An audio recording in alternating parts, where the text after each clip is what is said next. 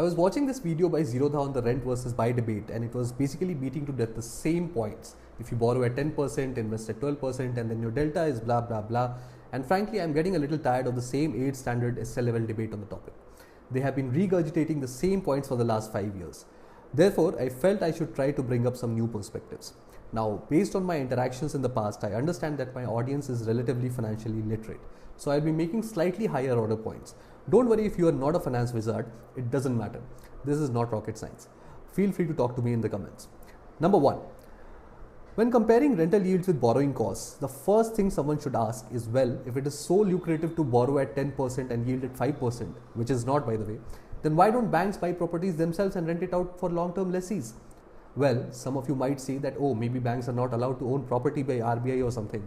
Sir, the bank literally owns your property till the day your loan is done and dusted, okay? Now, some of you might be wondering, well, does it happen in any other markets? Yes, it does. For example, in the UAE, you can lease an apartment from your bank, which acts as your landlord. Whereas in India, the moment a home loan goes past default, the next step is auction of the property. So what is the difference? The difference is the delta between yield and borrowing costs. Banks are in the business of NIMs. What are NIMs? Net interest margins. What is that? Well, join the Telegram group and we'll discuss. Point number 2, people skirt around the issue of black money completely. I want to throw an open challenge. You cannot buy a plot of land 100% through check in any part of this country. Remember, I said plot, not apartment. Point number 3, we now have listed rates in India, although they are all either commercial or offices. However, for the first time, we have transparent information about what kind of yields and ROIs they are generating.